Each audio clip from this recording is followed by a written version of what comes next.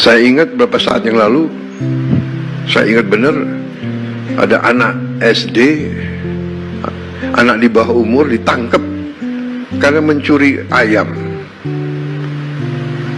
Saya ingat benar itu. Ini tidak masuk di akal. Hakim, jaksa, ada apa ngejar? Iya kan? Anda pasti ingat peristiwa itu. Ada lagi ibu-ibu ditangkap mencuri pohon. Mungkin ingat juga peristiwa itu. Ya. Ada apa? Penegak hukum harus punya hati. Hanya punya hati. Jangan istilahnya apa? Tumpul ke atas, tajam ke bawah. Itu zolim, itu angkara murka, jahat. Orang kecil, orang lemah harus dibela, harus dibantu. Kalau perlu si hakim, si jaksa atau si polisi pakai uangnya sendiri ganti ayamnya, anaknya dibantu. Anak itu saya ingat saya panggil tuh ke Hambalang, saya kasih beasiswa. Hal-hal semacam ini saya percaya sudah tidak terjadi lagi. Saya berharap.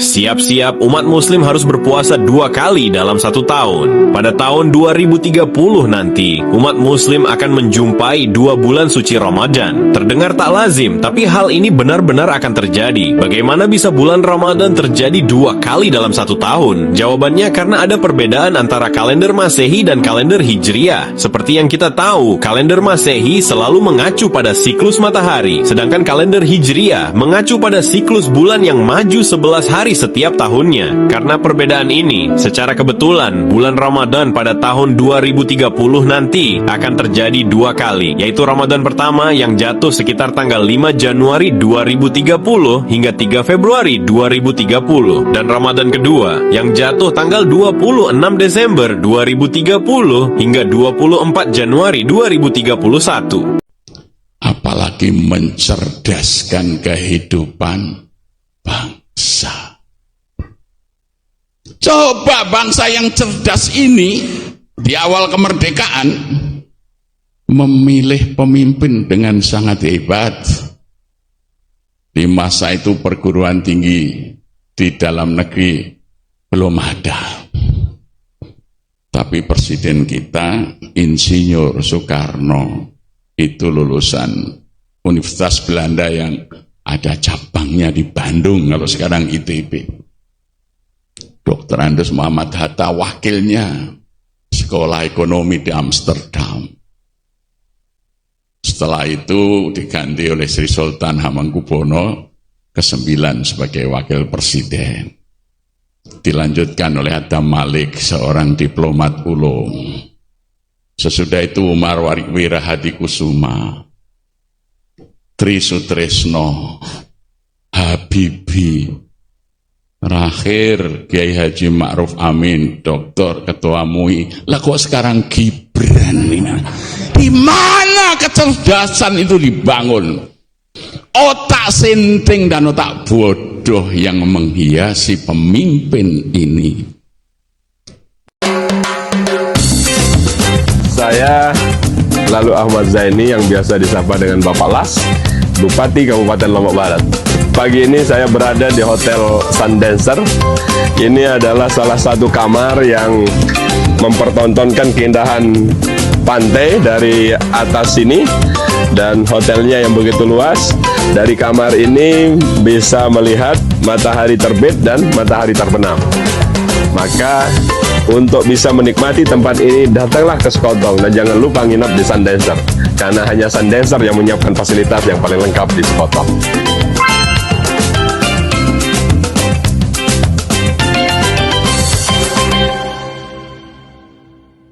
Kamu tahu tadi kenapa kenapa di stop sama polisi, dipegang terus dibawa ke kantor polisi? Tahu kamu?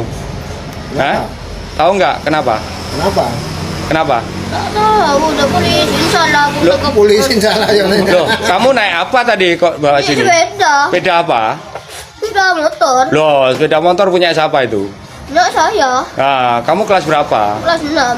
Kelas 6. Boleh nggak anak kecil masih kelas 6 SD kamu naik motor? Boleh, Katanya siapa? punya saya. Oh, katanya kamu.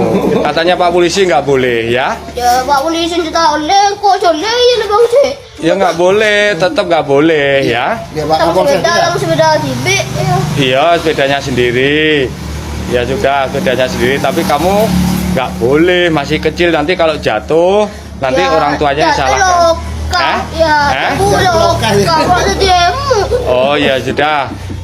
Sekarang pengen jatuh nggak? pengen jatuh ya. Aku pengen jatuh. Pengen jatuh kamu?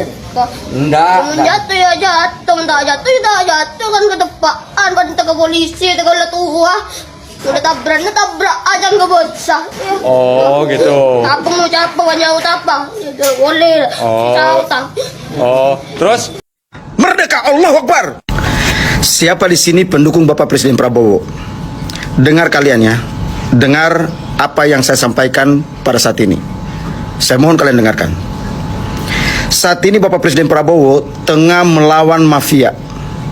Mafia tambang, mafia perkebunan, mafia pertanian, mafia pupuk, mafia BBM. Seluruh mafia yang ada di negara ini sedang dihadapi oleh Bapak Presiden Prabowo. Karena itu saya meminta kepada seluruh pendukung, ayo kita dukung gerakan yang sedang dibangun Bapak Presiden. Gerakan yang dibangun oleh Bapak Presiden ini bukan tanpa risiko. Risikonya sangat besar. Karena saya sangat yakin seluruh mafia-mafia yang dirugikan atas kebijakan ini akan melakukan gerakan besar. Akan mengumpulkan uang besar untuk menggoyangkan Bapak Presiden Prabowo. Karena itu kita harus jaga beliau. Saya sebagai anggota DPD RI, saya akan terus menjaga Bapak Presiden Prabowo. Saya akan terus mendukung Bapak Presiden Prabowo. Dan saya meminta kepada seluruh anak-anak muda Indonesia, saya meminta kepada seluruh rakyat Indonesia, ayo kita dukung Presiden kita. Kita dukung Presiden kita atas ketegasannya, atas sikapnya yang melakukan perlawanan terhadap mereka-mereka yang terus menjajah negara ini. Saya sangat yakin betul para penjahat-penjahat ini akan menyusun skenario, akan menyusun strategi untuk menjatuhkan Bapak Presiden. Karena itu saya meminta kepada kita semuanya, aktivis, mahasiswa, seluruh elit, seluruh elemen, kita bahu-membahu, kita mendukung Presiden kita. Kita mendorong Presiden kita untuk bisa mengusir seluruh penjajah-penjajah ini. Karena saya tahu persis bagaimana rakyat disiksa dengan oligarki. Tanah-tanah di kampung-kampung dirampas oleh oligarki. Tanah-tanah rakyat di sekitar tambang dirampas oleh pelaku penambangan. Karena itu saya minta kepada kita semua, kita backup, kita dukung Presiden kita. Insya Allah negara ini akan segera maju. Insya Allah bangsa ini akan maju. Insya Allah bangsa ini akan besar. Merdeka, Allahu Akbar.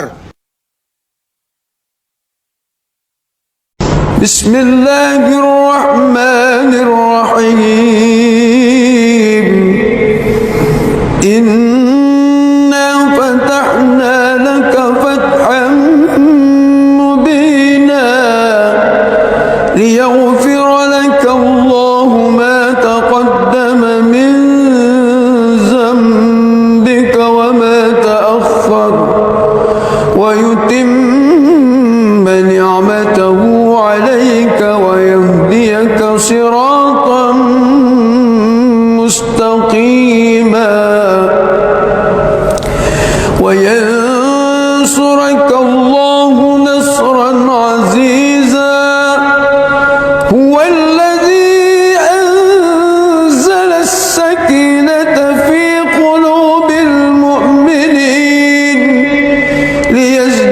ليزدادوا إيمانا مع إيمانهم ولله جنود السماوات والأرض وكان الله عليما حكيما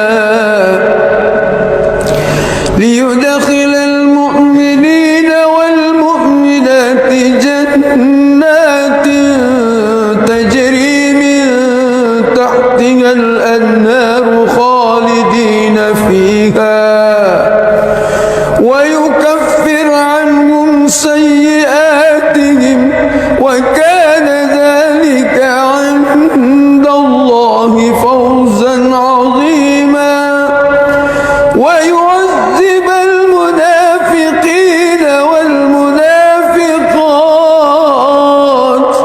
والمشركين والمشركات الظانين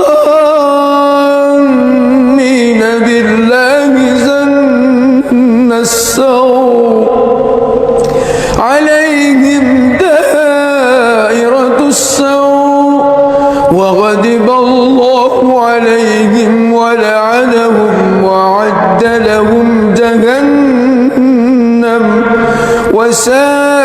وساءت مصيرا ولله جنود السماوات والأرض وكان الله عزيزا حكيما.